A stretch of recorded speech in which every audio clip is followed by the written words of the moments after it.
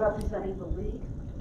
As you all know, we are a non-partisan organization with over 700 local and state leagues around the country, with over 400,000 members and supporters. Our efforts are directed at encouraging informed and active participation in government by influencing public policy at all levels of government through education and advocacy. Nationally, the League reached more than 10 million voters last year, and we were in the forefront on hundreds of voter rights victories related to voter suppression and gerrymandering. And locally in this area, just in the last 4 or 5 weeks, we've held 13 voter registration drives at back-to-school nights at all the schools, most of the schools. We've held voter registration at senior housing, at Fairleigh Dickinson, and at the new citizen swearing-in ceremony, and just last week at the new Teaneck residence program at the Rota Center. I want to remind you too that 2020 will be a very busy year for us. In addition to our presidential, congressional, state, and local elections, it is the 100th anniversary of the ratification of the 19th Amendment that gave women the right to vote, and it is also the 100th anniversary of the formation of the League of Women Voters. And this particular league has been a part of that organization for close to 69 years. I have a couple of reminders for you. The election is November 5th, you probably all know. Voter registration forms are due no later than October 15th, and we have voter registration forms and vote by mail forms if you need to take them to anyone. On the mail ballot, the mail-in ballot, I want to remind people to turn the ballot over. I understand, though I haven't seen it myself, that the Board of Ed candidates are on the back. People tend not to turn it over and then mail it in without including them. There's also a constitutional amendment on the ballot this fall. On the voting machines, you have to look at the very bottom of the ballot so you don't miss again the Board of Ed candidate. And then we have a very important resource that's been developed over the last few years by the League nationally, and we're all using it at the state and local level. It's a site, it's called vote411.org. And if you're not sure if you're registered to vote, go to that site, put in your name and address. It will show you if you are or you aren't. It'll tell you where to go to vote. Just put in your zip code. And it's a wonderful resource because we will be posting our voter guide on there. There'll be information, pros and cons on the constitutional amendment and on other candidates. So it's a one-stop shopping for all your voting. And I now would like to introduce Netta Greenberg, who is our moderator tonight. We have 2 rules in the League for moderators, at least 2 that I know about. One is that the moderator has to go through a lot of training and practice before they become a moderator. Netta's been with us many times before, so she's very experienced. And the other rule is that the moderator cannot be from the local league. So Netta is from Glen Rock. And she will take over and conduct the meeting now. Thank you. Thank you all for coming. Thanks, Phil. Here's the lovely little button. Okay, there are some things that you need to know. First of all, the candidates all very graciously signed an agreement which the League has, which says you will agree not to allow your staff or supporters to misuse any part of the videotape of this debate if the debate is videotaped, nor to videotape or record the debate separately. If the League is videotaped with your consent, pursuant to arrangements made by the League, you agree that the League will have a perpetual, non-exclusive royalty fee, free. Excuse me, no money, free. And the league agrees that it will not edit the videotape of the debate and will not arrange for the rebroadcast of anything but the entire debate. That means no pieces can be taken out, and we have a lovely lady whose name is Allison, and I've already forgotten your last name. I beg your pardon. Davis. Pardon? Davis. Davis, who is taking care of that end of things. The format is, we don't take any standing questions. Who's got the cards? Okay. Whoever's, and you would stand up and stand in the aisles for a minute. We're only taking written questions. So that means make it a question, not a statement. If there are several questions that are on the same topic, I may just say, we've received several questions and this is the topic. Each candidate will have 2 minutes for opening statement, 2 minutes for closing statement, and 1.5 minutes to answer a question.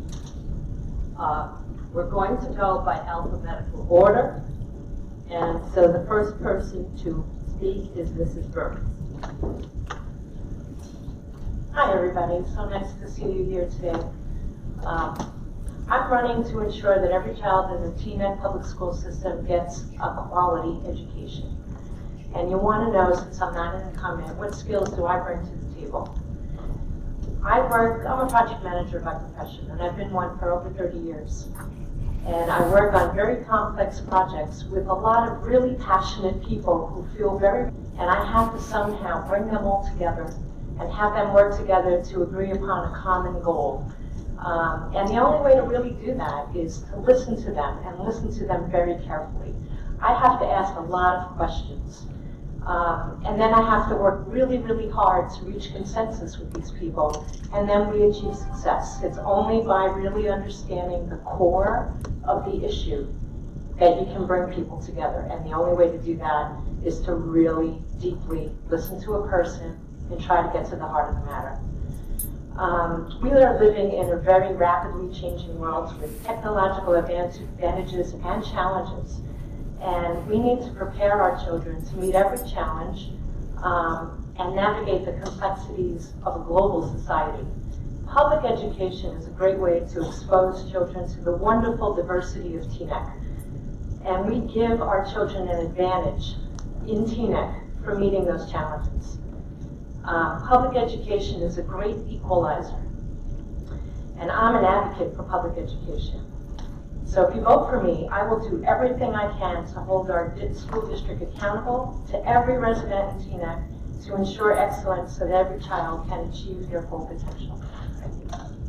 Thank you. Sorry, I forgot that I have to push this thing down. First of all, I should tell you, it is not impossible that I will forget a candidate. The candidates will remind me. But right now, we are going to hear from Mr. El Kayani. All right. Good evening. Thank you to the League of Women Voters for having us tonight. And I regret that Mrs. Barbara King cannot make it. I'm sorry for that. And I heard you're from Glen Rock, and I can tell you that in 3 years, I hope there are some realtors here. You should start looking for your home, because in 3 years, we're going to make our district better than yours. Take that. I mean, you have, in the packet that the League of Women Voters gave you, there is a lot about my professional life, and I think I don't want to be repetitive. I just want to tell you about who I am and why I do this. 1, I care. 2, I'm passionate about what I do. 3, I love people. 4, I can humbly say that I have much professional experience just like everybody else. Now let me highlight my involvement in Teaneck, if I may. I moved to Teaneck 9 years ago as a graduate student at FDU. I stayed here since. For the last 3 years, I've been involved in Teaneck initially as the adult advisor of the Youth Advisory Board, and I was appointed to the Advisory Board on Community Relations, and then this year I became the chairman of the Advisory Board on Community Relations, and I'm so proud of the team that I work with. I consider them my mentors. Last year I joined the Teaneck Democratic Municipal Committee, and I passed the highest number of resolutions.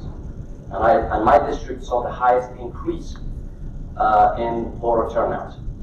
I hope we're going to have a very fruitful discussion tonight. You're going to hear a lot about me. I have to say this. If you end up liking me, don't vote for me, because you're going to end up hearing a lot from me, and I'm going to keep you engaged as a community. Looking forward to the conversation. Thank you very much.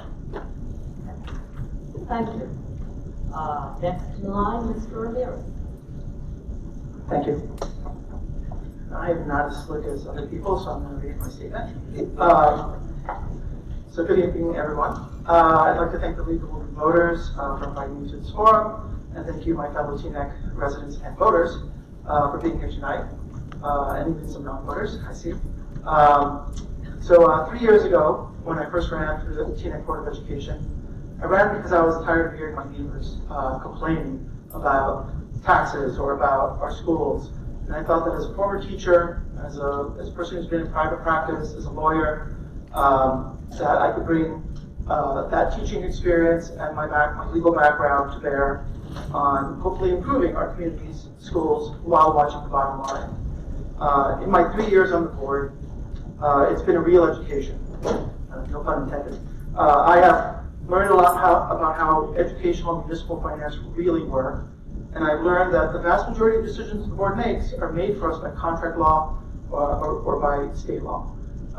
So as a result, I would say that my fellow incumbents and I probably voted the same way on 95, 99% of the matters that have come before us. And that's actually, I think, a good thing, because I think we tend to form a consensus after a vigorous debate. I've also learned that it's one thing to have a great idea on how things should work or should be done, and quite another to convince your fellow board member to vote that way.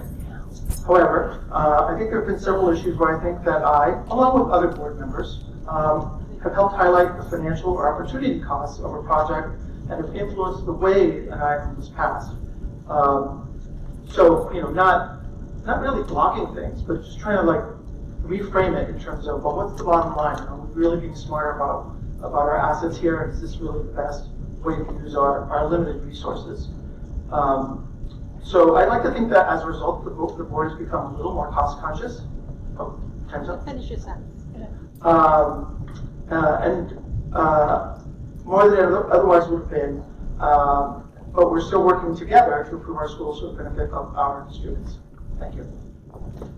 Thank you. Mr. Rodriguez. Hi, good evening, everyone. Thank you for the opportunity. Thank you for another successful forum, I hope. My name is Sebastian Rodriguez. I've been on the school board for 12 years. And people ask me why I continue to do this. Well, I tell them because I'm a strong supporter of public education. I support the Teaneck School District, and I expect the best of our students and our schools. When it comes to our students, regardless of whether their socioeconomic status, their racial background, whether they're new students in this district or this country, I expect the best out of them, and I expect the Teaneck schools to provide the best for the students. I believe the Teaneck School District has the resources to make all students receive an excellent education.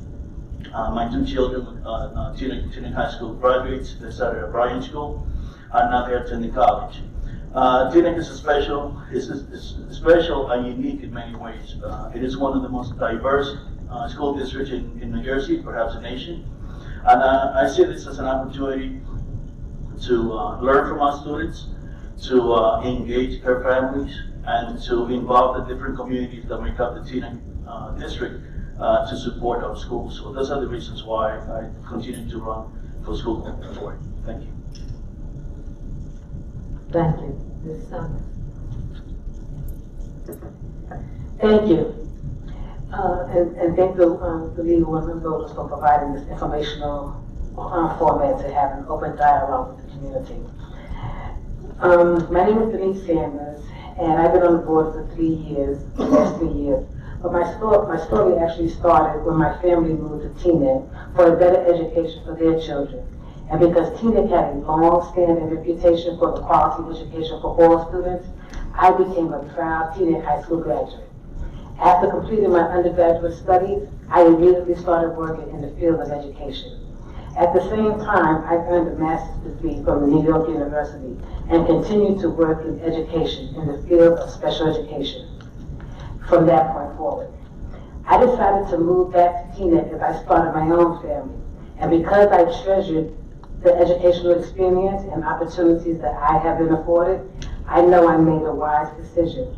As my two children, who are also products of the Teaneck public school system, now both successfully a college graduate, one with an MBA in marketing and the other currently enrolled in a master's program for pharmaceutical science at St. John's University, scheduled to graduate in 2020. How can I not give back to Teaneck? And that's why I'm running for the election. Thank you. Thank you. Whoops. I'm not quite clear how you hold this thing, but. I think it works better this way, believe it or not. This way? No, straight out. We'll figure it out, okay? As I said, if you can't hear, please raise your hand and let us know. That goes not only for me, that goes for the candidates. And if you feel that you're not being heard, get as close to the mic as if you were going to swallow it. That's all I can tell you. Okay. So, we have a few questions from the audience. We're going to need a few more. This question is, what is your position on our town's Teaneck Community Charter School? How will you work together, especially since it is a feeder school to Teaneck High School? And we will start with Mr. Rodriguez. Okay. Thank you for the question. I support charter school. I see them as part of a public education system. In the past, I have proposed that the district and the charter school develop partnerships, for staff development, for staff training, to review each other's curriculum, to make sure that the children who are being taught at the charter school are ready, so when they enter the school district in the 9th grade. And I do not recall exactly all the different trainings and initiatives that the Latino school district and the charter school has participated on. But I've been a strong proponent of that collaboration. I think it's important to maintain a healthy relationship between the two schools, since we are in the same town and basically serve the same children. So I'm a strong supporter of those relationships. Thank you. How about Mr. Rodriguez? Oh, Mr. Rodriguez. Sorry, 2 R's. Mr. Ramirez. I would agree with a lot of what Sebastian said. I think that the charter school is one of our public schools, and it deserves all the same resources that our public schools get, the ones that we manage. And I would say it's also something that a charter school provides a certain amount of competition with the regular public schools. I'd like to think that, if the charter schools were overflowing and people were trying to get out of our schools, that would be a sign that maybe we weren't doing something right. But I think that the existence of the charter school itself is a very positive thing. It gives people choices. Like I said, raises the competition level between our school and their school. And as Sebastian said, is potentially a resource for new ideas, ways of doing things. So I know that maybe as a school board, as a school district, you can get sort of set in your ways once in a while, and maybe charter school, changes things up. We'll hear from parents if they see something going on at the charter school that they like. I'm sure we'll hear about it. So I would say it's something that I welcome. Thanks. Mr. El-Kalyani. Thank you for this question. I have to say this. If you send your child to the charter school, or you send your child to a private school, it's not blasphemous. It's a choice that you're making for your kids. Your children are the most precious beings in your life, and you're entitled to making the choice that are appropriate to them. And I would like to enhance and make sure we highlight that between the public schools that are like the district-run schools and the charter schools, there's supposed to be collaboration, not competition. I would like to highlight that, support them, make sure that our children remain, or our families remain capable of making the right. My position on the charter school is that I too support the charter schools, and I understand now, after the development of the charter schools came about, it was a good thing for Teaneck in the beginning, and it gave us an opportunity to see what the community was looking for, understanding the value of their education for their child. So they pretty much, parents had to advocate for their child based on what they felt was needed for their child's development and education opportunity. I do support the charter schools opportunity, and hopefully that we will work, collaboratively together so that when they transition into the high school, that it is a transition that gives them the same pride that they had in their development to go to the charter schools. Understanding that the funding comes from our public school budget, so we do need to work with them to make sure that everything is successful for their education from beginning to end. Thank you. Thank you. Mrs. Burns. When the charter school first came to be, I was very against it. Initially, I was thinking that it was siphoning off tax dollars, and it was taxation without representation. Over the years, though, as I've known people who have sent their children there, and some have had a fantastic degree of success with the charter school that they could not really find in the public school, and that helped me kind of see the value in what a charter school can bring to a community. We do know that the charter school does not have to take every child that shows up on their doorstep due to limited resources. They have a lottery, and so some children are turned away. They have to go back to the public school. And so the public school is really where that's serving the entire community. And I feel kind of strongly about that the public school has to serve everybody so that every child can be successful there as well. Thank you. Question. Have you read studies by leading educators on the efficacy of pre-K? What is your position on the new pre-K expansion? And let's start this off with Mr. Rodriguez. Thank you for the question. So if I heard you correctly, the efficacy of pre-K, is that what you mean? That's how the question was written, yes. Okay, having to work as a director of operations for one of the most successful Head Start programs in the nation for a number of years, and also developing and managing programs that dealt with early childhood education. I'm a strong supporter of the pre-K program. I understand its benefits. I understand the challenges of starting such a program, funding, space, and so on and so on. But the benefits really outweigh the negatives when you look at it. There are many studies that show that even years after children have attended pre-K programs, the benefits that they have acquired, not only educational but socially, and developing social emotional skills last a lifetime. So I think that the key is to make sure the quality programming is in place, and that then those children are really ready to enter your school district once they're ready to attend the program.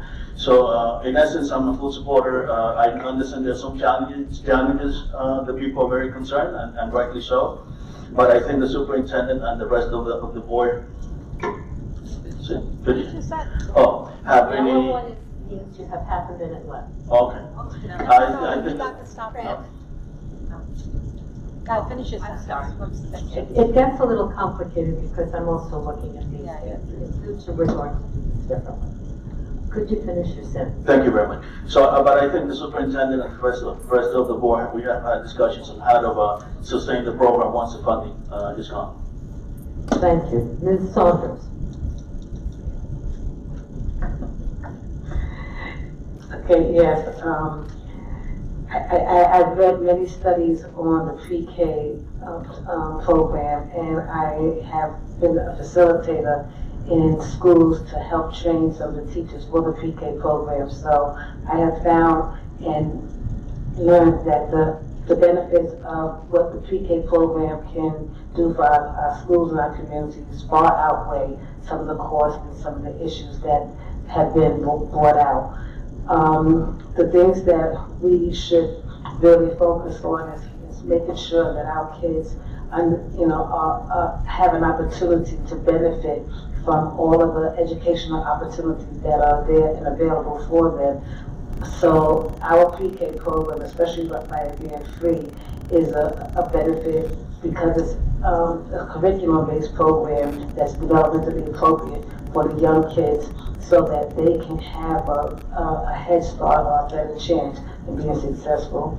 And it has been found that the kids who have went through the pre-K program have had a much more sustainable and solid educational career. Thank you. Thank you. Mrs. Burns.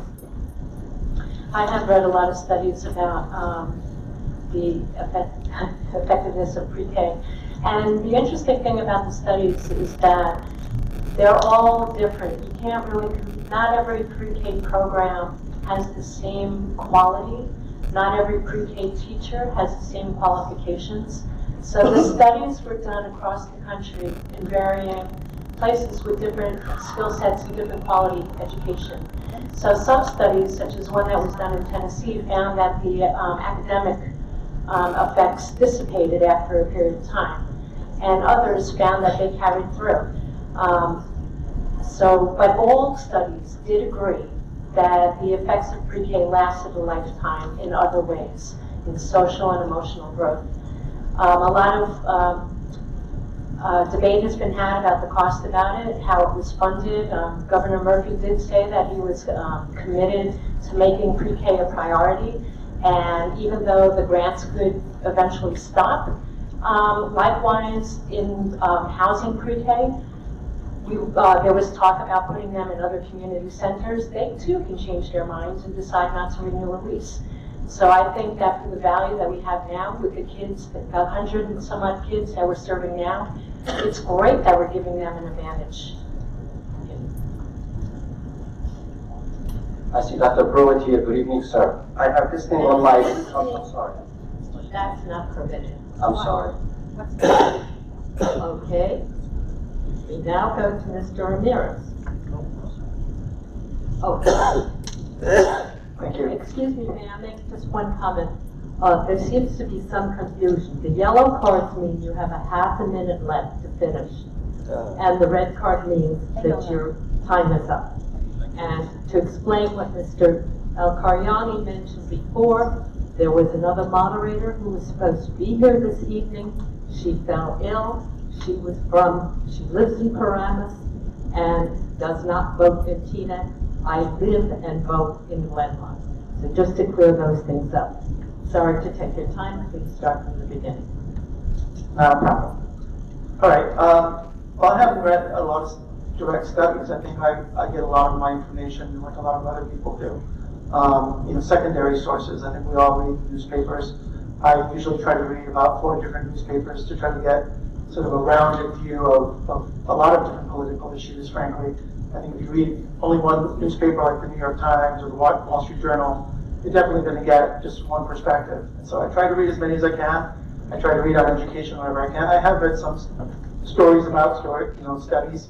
I don't disagree with what any of the other candidates have said. I mean, a lot of the studies show that well-planned, well-organized, instructional pre-K does a good job with a lot of kids and provides a benefit, a lasting benefit. And that, we can talk about later on in a different question. But I think this one is about what we believe about preschool based on maybe some of our own learning. I will say I was a teacher for 4 years in Los Angeles. It was my first job right out of college. And I taught elementary school. And every year, they seemed to move me down a grade. I think I was probably, the only person in the school constantly being demoted.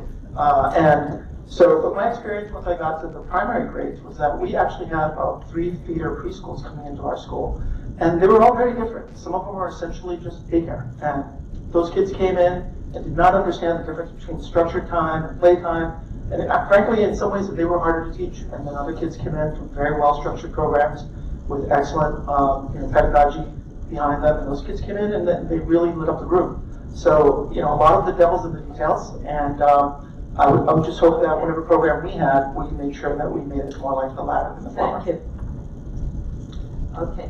It behooves candidates to also look at the nice ladies in the front row when they're holding up the sign, and we will ask you to keep the sign up just so that everybody remembers. Mr. El Karyani, please. Well, first I must apologize for a little mishap. I thought everything is linear here, so I hope you don't misconstrue my passion for rudeness. I'm about to give Teaneck a $6 million gift. So the whole discussion about pre-K, I went to pre-K 3 decades ago in a third world country for free. I'm sold. Now it's a matter of cost and taxes. How much does it cost? We're looking at a $6 million project for grants that are not guaranteed. We're only looking at year to year. Maybe next year, goes away. What's the alternative? Which the grant, actually, if you read the grant, it recommends using community-run centers. Now your gift is, I run a Facebook ad asking for centers that could take students, do the construction at their own expense, without the guarantee of a grant. And within 5 days, I got 5 schools who are committed to do this. Congratulations, Teaneck, on your 125th anniversary or birthday. Now, here's the question. Now, why hasn't this been done before? And I cannot really blame the superintendent for this because he's been here for a year. It's a matter of community engagement. We have untapped resources in this town that we must reach out to, and other entities we could work with. I would like us to take time and then engage our community towards the success of our district. I don't want to go to a referendum. That's the bottom line to me. It's taxes. Thank you. Thank you.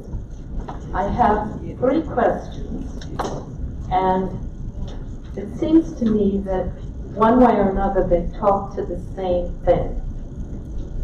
There is a question of anti-bias training and training on LGBTQ issues and dyslexia issues. So I guess to put this into one question. They're very different. They're very different. Sorry. I'm hearing a lot of, it seems to me what we're talking about is sensitivity training. No, just read the questions. They're different. They're different topics. Okay. What, oh dear, now I have lost one question. Alrighty. How are you going to train staff on LGBTQ issues since this will be required next year as part of the curriculum? School board, right? It's a school board. Can I? Mr. Rodriguez? I just want to say that as a school board members, we don't train staff, and it's something the superintendent will have to take on. Don't talk to me. Oh, okay. So, school board members are not responsible for training. We're responsible for developing policy that addresses, specific issues. So, we have those policies already in our policy manual. As a matter of fact, in 2017, we did an anti-bias training for the whole staff, which is something that's still ongoing. So when it comes to those kind of topics, and the superintendent is the person responsible for making sure the staff receives those training. Our job is to make sure that we implement policies within the district to make sure that the training takes place. Thank you. Mr. I'll do this again. Mr. Ramirez, would you, sorry. I do this. I get letters, I file mentally by the first letters. I'm going to ask for a read back of the question just because it's become a little clear in my mind. I have a question with how this is phrased, and I'm giving the audience the chance to weigh in, but normally that doesn't happen. How are you going to train staff on LGBTQ issues, since this will be required next year as part of the curriculum? Thank you for rereading the question. Well, what I agree with Sebastian. It's not typically something we do on the board in terms of developing training for staff members. That's something we turn to the superintendent to make those plans. But what I can say about our superintendent is that he is on top of all requirements. And if this is a requirement for next year, I know that he's not just going to come out with a bare minimum. He's going to come out with some kind of enhanced, excellent version of it, because that's just, frankly, the superintendent that we have. We're very blessed to have him. So I'm looking forward to see what he brings forward to us. I can't imagine this going to be something that is going to be an issue that we're going to have too much comment on. I mean, it's something that is mandated, and I think it's something that, I don't think there's a lot of controversy here with this board. Okay. Do any of the other candidates wish to address this? All right, Mr. El Karyani. My job is fiduciary. My job is to give you 100 cents of education for every dollar that you pay in taxes. And we need to let the professionals do the job. I think we have a very competent superintendent. If anything is required, I'm pretty sure he's going to be on top of it. Nevertheless, if something is not required, we are elected by the people, and we should be the voice of the people, and then we need to reach out to you and remain in constant communication with you, using the latest trends and the latest methods of communication. That's why I'm happy to get advertising here and announce the Teaneck Students Matter Act. This is a system that allows you to communicate with me as a potential board member, and then get a ticket number, and make sure you get an answer from me depending on the method of preference that you would like to, that is the best for you. You are what's going to set certain requirements for us. Thank you very much. Mrs. Burns, would you like to answer this? No, I think that Mr. Ramirez and Mr. Rodriguez really covered the issue. Very good. Ms. Saunders. Okay, and I just want to add that we did have a curriculum development presentation from all of the head department in the school districts, and a question was brought up on how are they going to incorporate the LGBT studies as well as the Amistad and the Holocaust studies, because there is training statewide that mandates all of these issues are integrated into the curriculum for all areas. So we did ask and inquire about that, and they have identified how these issues were going to be incorporated into the curriculum, and there is a state mandated curriculum that is required, and our district is on top of those issues and understand what we expect that our district to maintain as well. Thank you. Okay. There seems to be a feeling that there is a lack of training and programming to meet the needs of those with dyslexia. So that goes back to this question of training of staff. And I'd rather think that perhaps we can ask our incumbents, and let's start instead with rather than with the incumbents. Mrs. Burns, do you have any feelings on this matter? How will you address the lack of training and programming to meet the needs of those with dyslexia in the district? And of course the question is, do you feel it's necessary? Well, I imagine that would be part of any of the special services, special education services that Teaneck school system offers. There's a lot of different kinds of learning disabilities, including dyslexia, that would have to be addressed, speech, all kinds of different things. And I'm sure that the Teaneck public school system has programs in place to address these needs. As to the details of what they are, I would have to defer to the incumbents. Thank you. Mr. Rodriguez. Done it again. I meant Mr. Ramirez. Forgive me, gentlemen. I think the best thing is to move you apart. So I'm sorry, the question was whether, The question seems to be that somebody who has a student with dyslexia feels that there is, let me read the question. How will you address the lack of training and programming to meet the needs of those with dyslexia in the district? thank you. Well, I think in terms of training and programming for dyslexia, obviously it falls under the special ed program. And I think it's fairly well known, we had a special ed audit in Teaneck that was done professionally. And we got the results back. And definitely there's several areas that need to be addressed. It's not just one.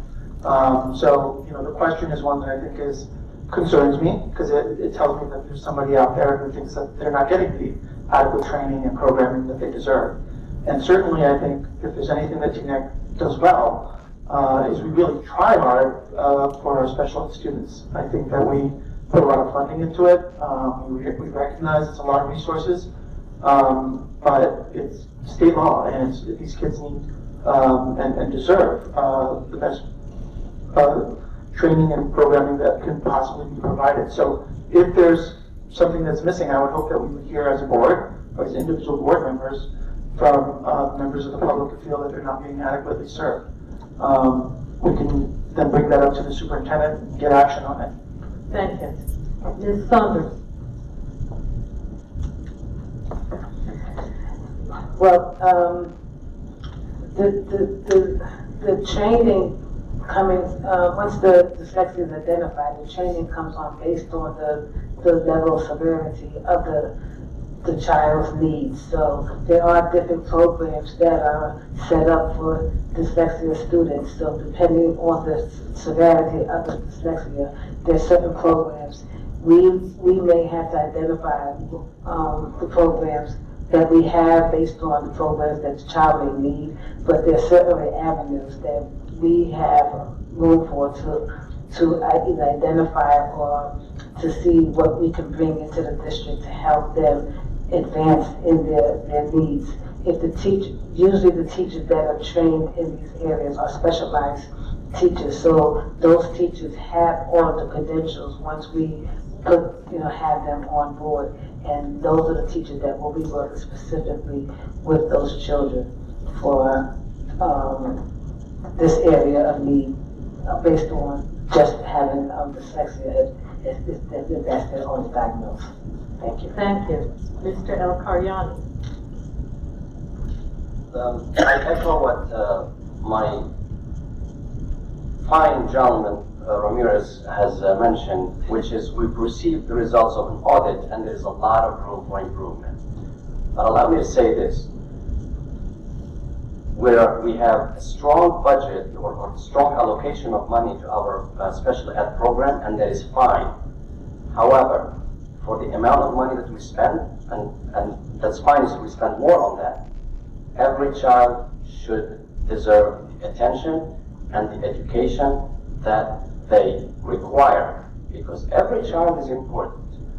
Special ed, general ed, and regardless of their condition, we have to have proper diagnosis, and then we have to provide them the services that they deserve. Because, hey, their parents are taxpayers. Their parents moved to this town. Some parents moved to this town because of our special ed program. And I would like to make sure that these parents feel that we are giving them the best services. And if anybody would like to move to Teaneck, I tell them welcome, because we have a good special ed program, and then we're going to make it better. Thank you. Thank you. Mrs. Burns. Oh, I'm sorry, I've done it again. Mr. Rodriguez. My apologies. No problem. Well, I'm concerned that this has come up. I have to be honest. I did not know that there was an issue within the district. I reviewed the special education report that came out, and I don't remember specifically naming the lecture as an issue. But I will definitely speak with the superintendent about it. I think it's important that he's aware of this concern. If he's not, as you know, we have a new director of special services. I'll make sure that to ask the superintendent if she's aware of it, and to also create an action plan to address the situation. And again, I'm very concerned, and I apologize to the other parent if she or he feels that the student is not, the child is not being served properly. But like I said, I'll bring it to the superintendent, and along with the new director, I'll make sure that this situation is addressed. Thank you. Okay, question number 5. Should there be a program for students who are excelling in their academics? Mr. El Kolyani, I think all students should be excellent. And I have to say this, I come from a family of 8 siblings. 2 of them happen to be here tonight. We have 3 accountants in the family, 1 teacher of physics, 1 IT person, and 1 master's degree in finance. I think in an economy where we are directed towards STEM, everybody should excel. And then on our table right there, we have put in there some data about performance of our students. I have to say this, and I hope you don't take it the wrong way. It's not really fine for me that 81.4% of our students from level 1 and 3 and 3, level 1, 2, and 3, who take geometry don't meet the state expectation. That means if there are 100 kids somewhere in Teaneck, 12 of them don't meet expectation in math. That's bothersome to me. So I believe in excellence for all. That's part of the vision statement of Teaneck. It's just a matter of how we get there, and we can have a discussion about the how if you want. But I would like to treat every student like they deserve to be excellent. Thank you. thank you. Mr. Ramirez. Sorry, I'm going to sound like a broken record, but I'm going to ask you to read that question one more time. Should there be a program for students who are excelling in their academics? Well, I think as a district, I think we have that in many areas. I mean, we have a lot of AP courses. I think we have a large number of them. I think the last time I heard it was over 26. Yeah. So it's and we're adding new ones every year. I think a lot of parents have come to board meetings to say that their child would like to have, a new AP course, and the superintendent, the preceding superintendent, and the board itself have been very open to voting in favor of that. All it takes is a little training in the summer, and we can have those courses. So we've been really responsive, I think, in that regard. Whether there should be maybe more of a coordinated overall program for children who are doing very well, that's something we could bring up. But I do think that it's certainly true that I think like anywhere else in life, a lot of times if you want the best out of Teaneck schools, come on in, talk about it. I think we have very responsive administration in all of our buildings who want to do what's right for the kids. So, I would assume that if there's something we're not providing, it can be provided in fairly short order. I know, like I said, there have been several parents who've come in with very specific requests about AP courses, and we were able to provide them. Thank you. Mrs. Burns. I think I would like to know more about that person who asked the question, what their idea of a program would be. When my children were in the school, I know that my son definitely took advantage of the many AP courses that were available. And he was also part of the Honor Society. He was always challenged, and he always seemed to succeed and exceed my expectations from the programming that was here. But if there's something more cohesive, I would like to hear the ideas about what they might be. And then perhaps we can have a further discussion about with the board and with the superintendent to see what could be developed from that. Thank you. Ms. Saunders?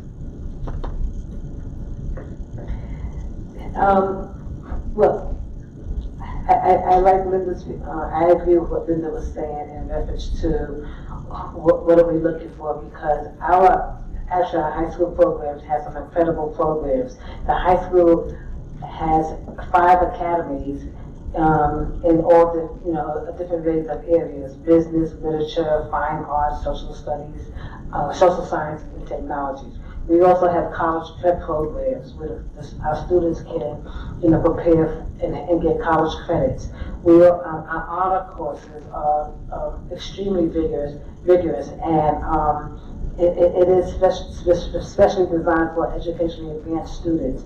And it's a highly motivated program that helps kids, continue to excel and have advanced placement courses as well. Last year, I think we started out with 19 advanced placement courses, AP courses. We added 26 this year, so we have about 45 AP classes. And we also have a middle college program that allows students to take classes and credits at Fairleigh Dickinson as well as Bloomfield College. So we do have a very strong academic program. We just need as many students to participate in it, and it be supported by our community. Thank you.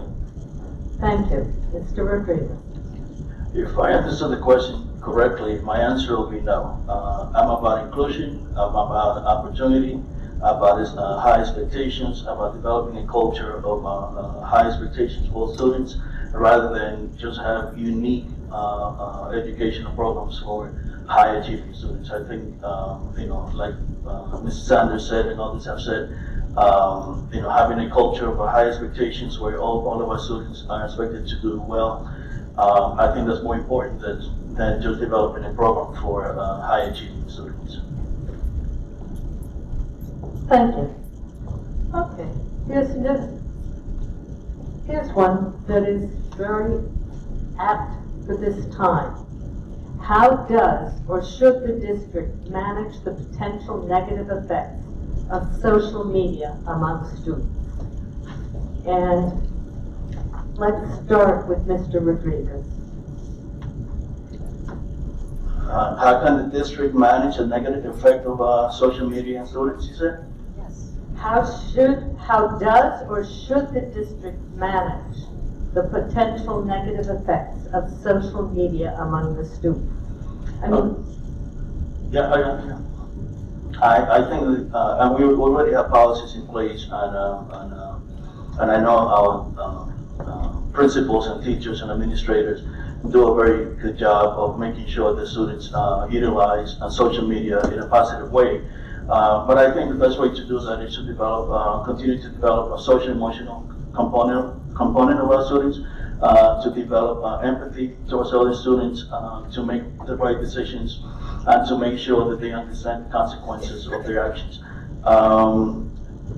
It's hard. You're not going to take away every single telephone that comes into the school, but again, through education, information, collaboration, talking to the students, you're able to change the mindset and help them understand that there are a lot more positive uses of social media than filming things that are inappropriate. So I will start with that, and also involve the families, because again, the children, the students will learn something here at the school, and then when if the parents are not involved, then they'll go home and do the opposite. So I will make sure that whatever programs or policies are developed, that families are involved to support what the district is doing. Thank you. Ms. Saunders. Should the district manage how does it or how should it manage the potential negative effects of social media amongst the students? Okay. Well, I think that it should start out first by communicating not only to the students, but to the family and the community to understand exactly what our expectations are, what our student code is in reference to what can happen with negative social media performance, as well as something that can happen that can lead to something that could be harmful with the social media resource. So we should work not only with the students, but we definitely need to work with the family, because it kind of will start at home. It may not occur in the school, but if it happens at home and it affects the students in the school, then that too has to be addressed. So based on our student codes that we have, or the student code that we have in place, that should be something that we should make sure is well communicated to our kids, so that our kids can basically have an understanding that we want to have our kids work collectively with each other and make sure that they, understand that we're pretty much a family in the school and we work together, not to hurt anyone, but to help everyone. Thank you. Mr. Carniani. Good news and not so good news. The not so good news is that social media are inevitable. The good news is that we can adapt to them. Well, one way, I have to announce another piece of not so good news is that your children know more about social media than you do. And your children know about social media more than the district does. So I think the bottom line for social media is that the professionals and the families need to be involved in them, learn how they function, at least learn the latest trends and the latest updates so that you could know a little bit more about the world where your child lives. And I think policies that emerge out of that should be up to date. I consider myself a subject matter expert on this issue because I'm an information technology consultant and I develop social media apps.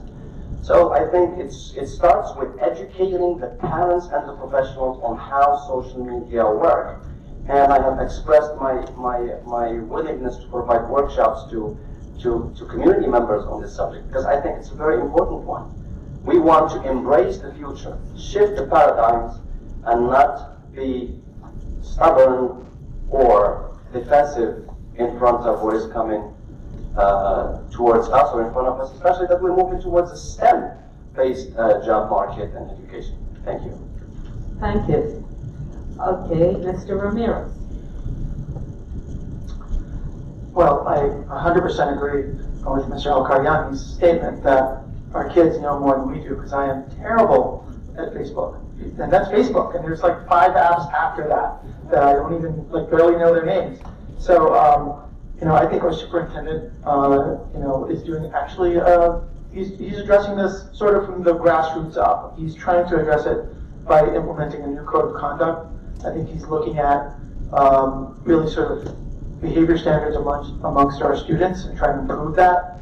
And obviously, I think that goes a long way, but I think it's also true that, as Mr. El-Karyani says, I think it's up to parents. We have to inform ourselves. We're the ones at the root of this. I think if suddenly, automobiles were thrust upon society and there was no training and people were crashing into each other all the time, obviously, maybe that did happen, and now we have all these wonderful rules that you can't use a car until you're a certain age because you have to be a responsible person. I'm not saying that we should take phones away from anybody, but I do think that when we hand our kids these devices, they're as dangerous, frankly, as a car. A car is a 2-ton machine that can hurt a lot of people if not used appropriately. A phone with a camera on it can do worse. I think, like I said, our superintendent has acknowledged this issue. I think he is trying to address it, and I think he has the full support of the board. And I think this is one where you can't argue against it. And as parents, we need to be in there, the schools need to be in there, and then the kids have to step up themselves and take some responsibility too. Thank you. Mrs. Burns. During the summer, Dr. Irving had opens up the schools to the community to come meet the school principals. And I went to TJ and I saw that she did do a presentation about social media and to the parents to try to educate them about how to control messaging or educate their children about it. And I just learned recently as an adult that adults make mistakes too. I mean, this just happens on social media, a little incident, and it's very, very easy to make a mistake on social media. So the messaging has to be constant from the family, from the school system, from everybody, supporting each other. I like the idea of teaching people to be respectful to each other and to not tear each other down, and also the permanence sometimes of social media. Things can live on long beyond their argument yesterday. and children have to be made aware of that. So it's a comprehensive approach. You have to approach it from the families, education, and also even having the children help each other. Thank you. Okay, here's one about sports. How do you think the sports budget should be used? And should funds be distributed equally to all teams? Mr. El Karyani. Sure. To me, first, priority is the classroom. Okay, so relative to the classroom, I mean, we should spend more on the classroom than on the extracurriculars, to be frank with you. Should there be, I mean, I heard even that we're not able to bring together teams. We had to borrow players from other practices in order to put together a football team. So, to me, should we distribute funds equally? I think we should distribute funds based on the demand for the specific sport and based on the accomplishment that our teams do.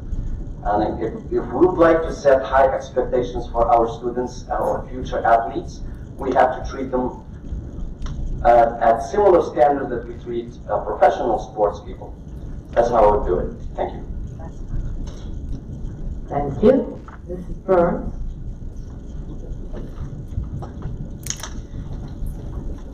In his first part of his statement, which I just can't recall right now.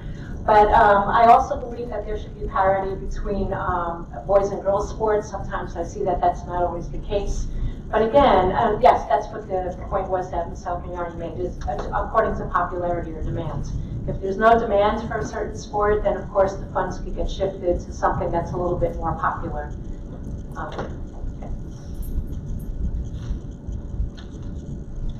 Thank you.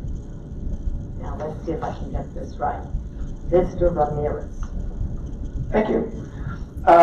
This actually just came up in a recent board meeting where we were talking about, and I think it was actually Denise noticed, that the amount paid for extracurriculars and sports from one school to the other actually differed. And the superintendent started talking about that. He said, you know, there's no rhyme or reason to it. It's something that just happened. And it's something that I think does bug him. And I think we're going to look into it because it certainly is the case that you have to wonder about, you know, one sport where there's a coach and he or she shows up and teaches those kids how to play that sport successfully or not successfully. It depends, obviously, you know, we can't win them all. And there's a different sport that has a completely different pay scale, and you have to wonder about that, whether that's fair to our kids and whether it's fair to the teachers who are spending their time with the students after school, you know, and taking time away from their own families and their own responsibilities at the school. And this is not the idea of the more popular sports, obviously have more people there, might be entitled to a little more funding than something like, you know, I don't know how many children are showing up for the bridge club. I used to play bridge when I was young with my brothers and sisters, but I don't think I could anymore. But I think that it's definitely something that our superintendent's looking at, and I think we'll support him in trying to rationalize it. Thank you. Ms. Saunders? Well, I do have some factual information here. This year we had 23 graduating students that are athletes, and they, between the athletic and the academic scholarships and grants, they were able to earn we had 23 graduating students, and the average of the GPA was 3.327. So that was a pretty successful thing, and I think they've earned, I believe it's over $200,000 in scholarships and grants. Anyway, we also have a lot of, we brought back this year athletic programs in our middle schools between the junior high, the two junior high schools, as well as in the high school. Our girls bowling ball, they did phenomenal. I think they were first place, and we had pretty successful programs with our athletic programs in our schools. That being said, is that there is a correlation between successful athletes and academics, and we need to support all of the opportunities that we can use for our, these kids use, whether they, use it as an outlet or as a way to just excel because they're really good in that, and that motivates them to do the work that we need them to do to be successful. So athletic programs are something that I think we still need. The way we need to do it is what Mr. Ramirez said. I want to make sure that we have a balance in our programs. Thank you. Thank you. Mr. Rodriguez. Thank you for the question. I think there's a big difference between sports and extracurricular activities. Extracurricular activities, and we're going to talk about clubs and things like that. It makes up a very small portion of our budget. And yes, I'm all for equal pay for the different schools like we discussed at the last meeting. But again, that's a very small percentage of our budget. I'm not sure there's much of an issue. Regarding sports in general, I'm a strong supporter of sports in schools.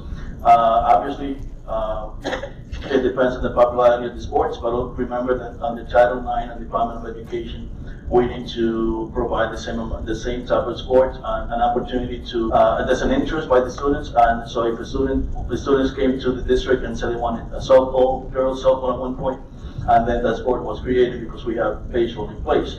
So let's remember that. And the overall sports budget is about, I'm going to say $2.5 million, I think. So again, it's a very small component of our overall budget. But to answer the question, I'm a very strong supporter of extracurricular activities, including quality after-school programs and also sports in general. Like Denise said, there's tons of benefits that are brought back to the district because of participation of our students. Thank you. There seems to be a concern, and the question is, what is your opinion on depression growing amongst kids? Ms. Saunders, do you have any thoughts on that? Depression. Can you repeat the question again? What is your opinion on depression? There seems to be a sense that more and more children are becoming depressed. Well, that depression goes along under the mental health issues that we're having, across the board with our young people today. And I think that we need to put as much emphasis, as much importance on the mental health issues that we can as we do with all of our other programs for our kids, because the mental health is obviously an epidemic, an epidemic point at this point, worldwide. And our district, as much as we love Teaneck, there's no difference in it. We do have a mental crisis in our community that we need to address. We do have programs in place with the forum and the different counseling programs. So I think that if we just as proactive of talking about our mental issues that we have as we are our sports and our academics, then we can be just as successful with our kids with those issues as we are with any other issues that we have in the district. Thank you. Mr. El Cardiani.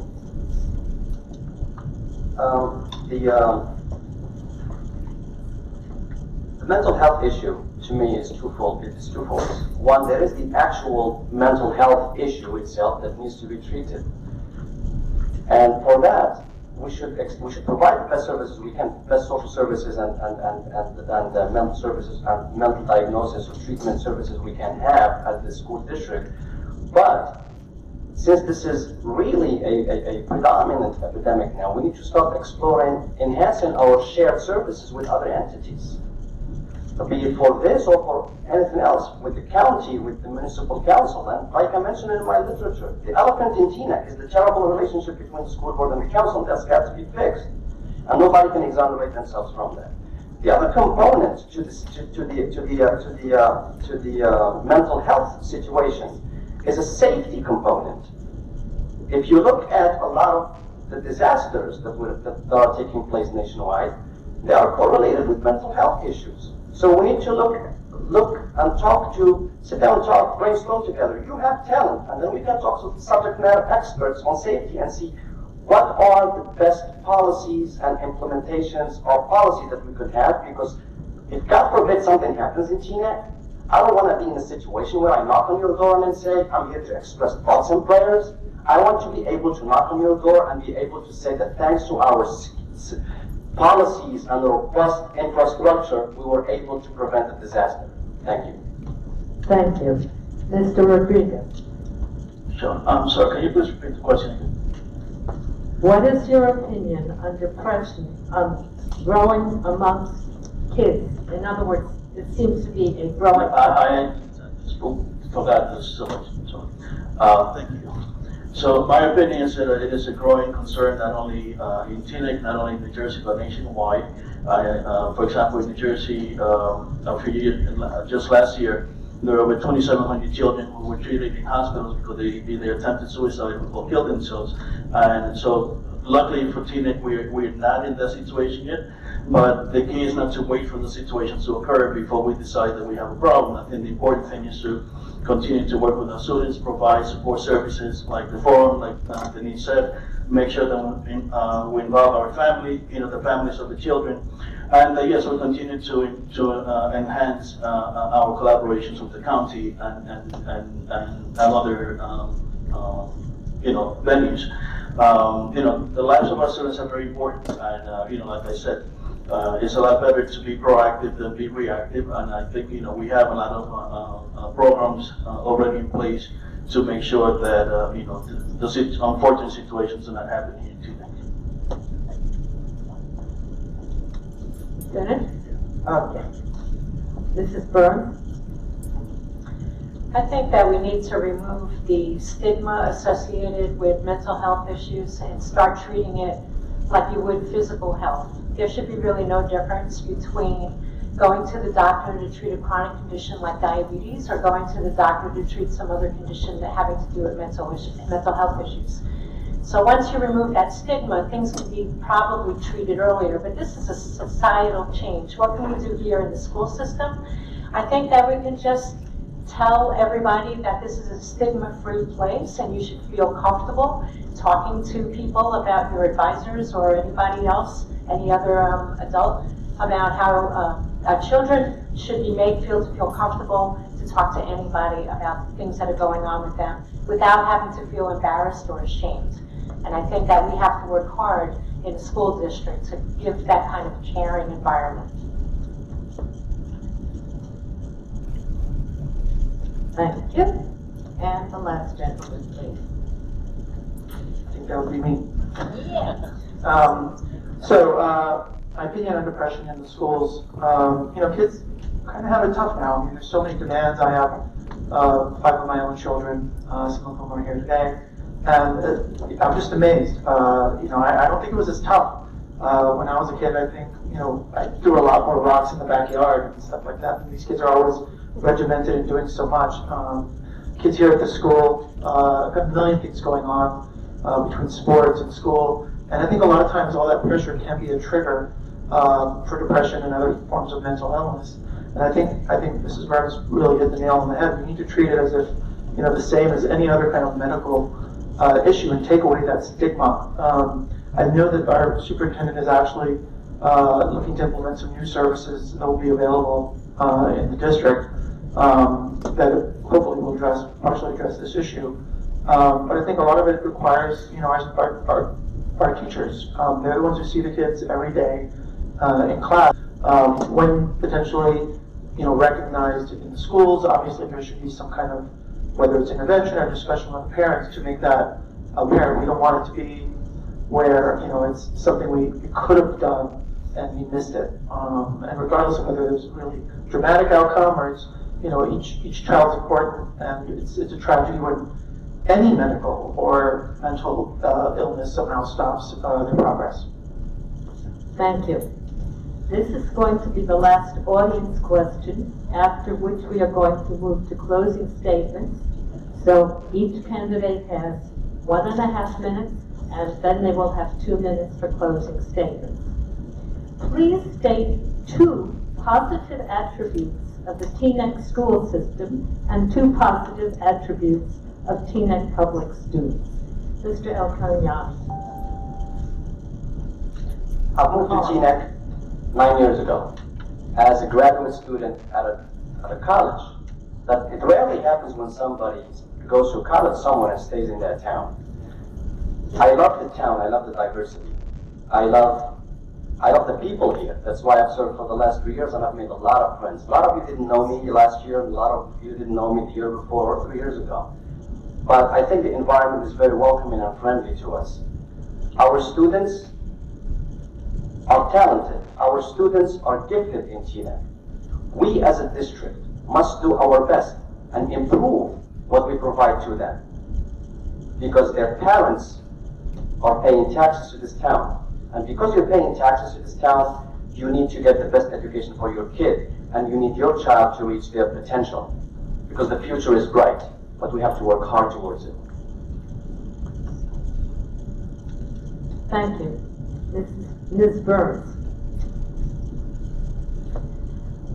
Absolutely, diversity is one of the most positive attributes of our community. My children really, really appreciated the fact that when they went out into the world, they were able to communicate with anybody and get along well with anybody, no matter what their background, socioeconomic, academic, race, sexual orientation. They had no problem with anybody at all, and that really helped them set them up for success in this life.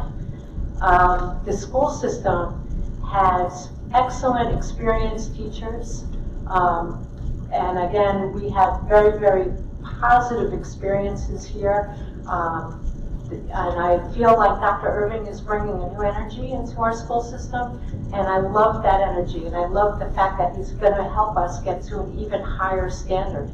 So those are the positive attributes of the children, who really do embrace each other and support each other and have made lifelong friends. I don't know how to finish that up, sorry. Thank you. Mr. Ramirez. So 2 positive statements about Teaneck schools. I think the diversity is a big part of it. You know, it's something that is really the calling card of this community, that it's racially diverse, it's diverse in terms of thought. I think the board actually reflects that. And so obviously that's something that benefits our students here, and when they go on anywhere else in the world, they're going to know, you know, not just, you know, theoretically, or you should behave this way or treat somebody well from a theoretical perspective, but they'll put it into practice just here, being in these schools, participating in our community. So that's one thing, and I think another positive thing about the schools is the teachers. I've had an opportunity to meet them. You know, we've negotiated with them. We've seen their capability, their dedication. We have a lot of really good, super experienced teachers in this district. It really is something that it's easy to take for granted. You know, you think of teachers as this, you know, mass of people who make this place work. But these are people who are super dedicated to their craft. They come in when they really feel passionate about stuff and want to talk to the board about it. So, you know, I have just pure respect for them. The students, when they come in, and maybe it's not the greatest day, and they're in front of the board for not the greatest reason, still, you know, you have to, you see them, they're young adults, they're trying to do the best thing they can. They come in, they work hard, and they're well spoken, and they, you know, they're impressive. I mean, sorry, I think my time's up. Okay, Ms. Saunders.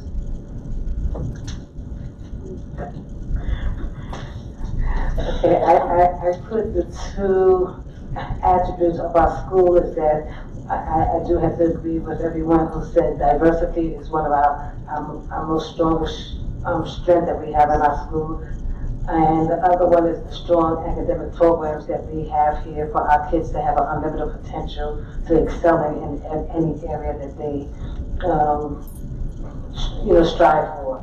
I think our students, the 2 attributes I would put for our students is that they are courageous and they are go-getters. They're definitely, you know, they are very confident and secure being in our school. They're safe here, and it gives them an opportunity to just expand and explore their horizons. And I think they really appreciate their education. And it has came back to prove that our kids have went on and excelled and have done some great things, and we have some great history because our students have really had a solid foundation with our Teaneck Public Schools.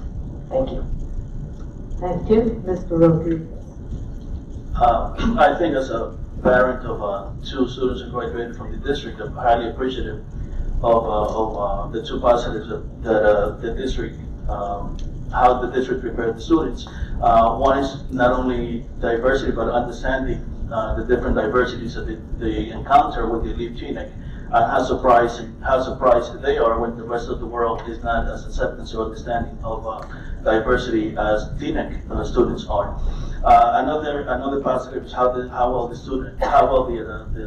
schools prepared the students because of the number of programs. AP courses, honor courses, the middle school program, middle college program, collaborations with the different colleges. I mean, to people who only look at the standardized testing scores as the only indicator of how well students are doing, they're doing a disservice to themselves because they need to see that 90% graduation rate that our students have, and they need to understand that it's a collective effort that takes about 12 years to see how well educated our students leave the district. So that's my take. Thank you. All right, now we're moving to closing statements. Each individual has 2 minutes. And I remind you, the yellow card gives you 30 more seconds. The red card means it's time to bring the idea to an end. Ms. Saunders, would you please begin? Once again, thank you for this forum. Anyway, I am asking for your support and confidence in me to continue to always support and uphold our public schools and to advocate for an excellent education for all our students here in Teaneck. I am dedicated to the academic advancement and success of children, and a vote for me will be my commitment to making sure our students have a Teaneck advantage, which is an excellent education. I have been on the board for 3 years, and during my tenure, I have been able to work in the community to maintain the legacy of quality and equitable education for all students. I want our schools to continue to be one of the most sought-after schools for other families who move to Teaneck so they can become engaged in our schools and community, and then create and share great stories of their own, better than my own experience. I want the success of the new strategic plan to create the opportunities for our school districts to have multiple pathways for students to achieve success. I want to continue to support the expanded partnership with colleges and universities such as Teaneck has with the FDU, Bailey Dickinson, and Bloomfield College, affording our students opportunity for credit or merit through the scholarship programs. I want to see a cradle to college pipeline by continuing to commit to our new pre-K program, starting from the 2 grants for nearly $4 million our newly appointed superintendent secure. This summer, the class of '79 had their class reunion, and we celebrated our great memories and educational experience we received from Teaneck Public Schools. It's a legacy that I am proud of because of the progress and enhancement in our public schools and all of the lifelong success that many achieved from the Teaneck Advantage. That's why I'm seeking election to continue to work on improving our schools so every child in the district can benefit and have a great story to tell. On November 5th, support Denise Sanders, column 4. Thank you. Thank you.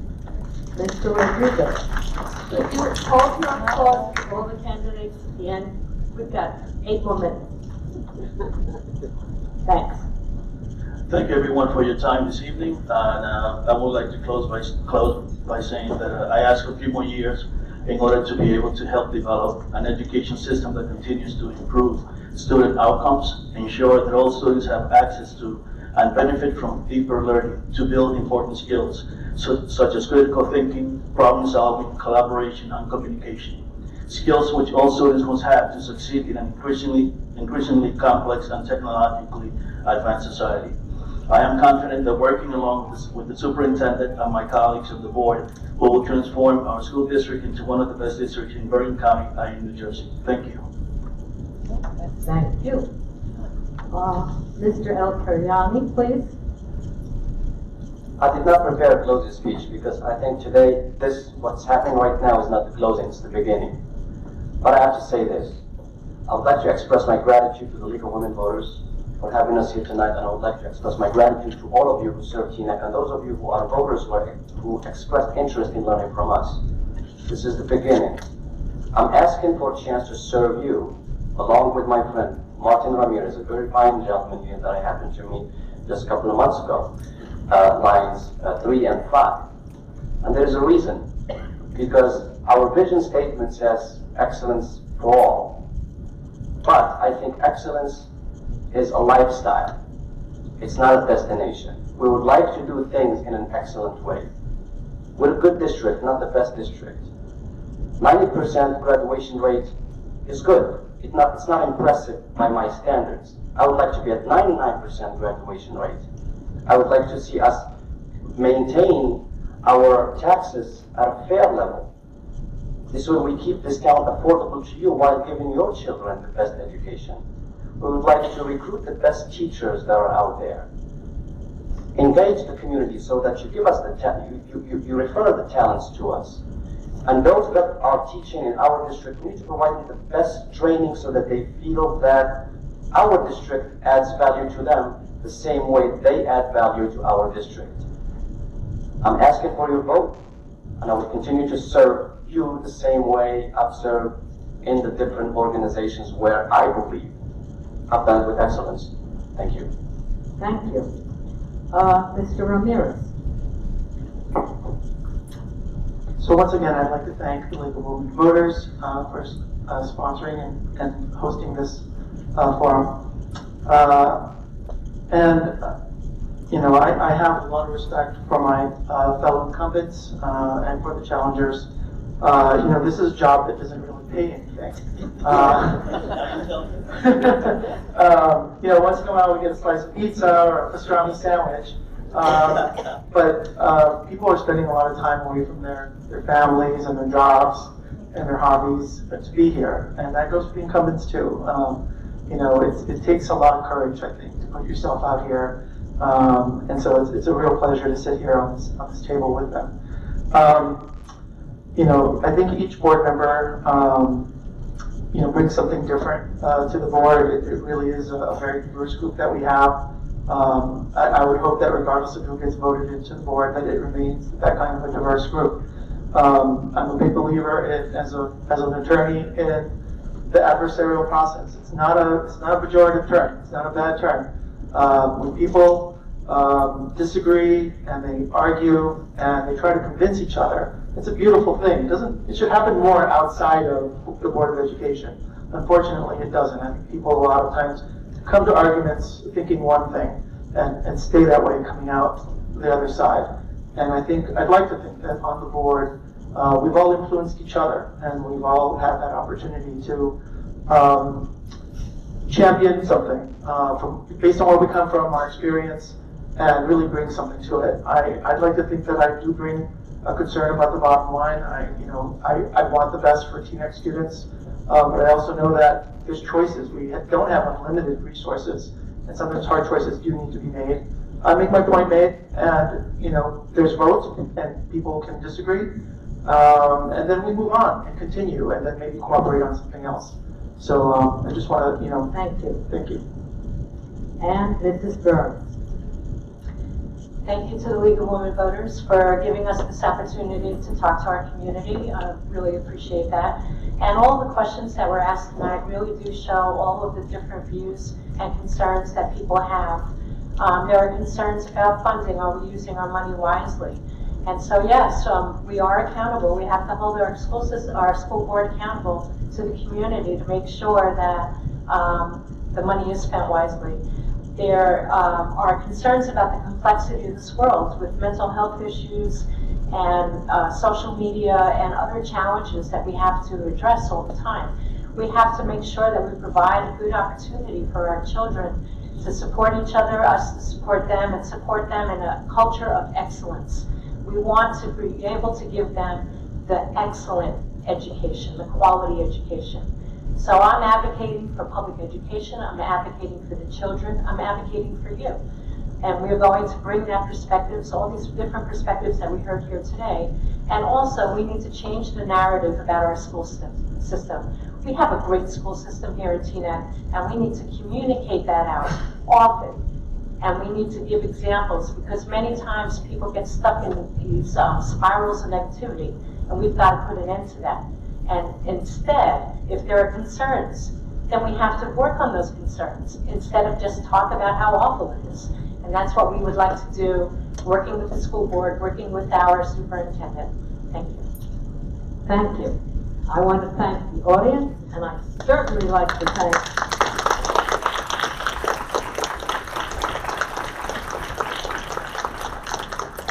you've been so respectful and so kind, and I certainly want to thank our candidates who've been very kind and very good with all my mistakes, and I wish you all good luck, and don't forget to vote on November 5th.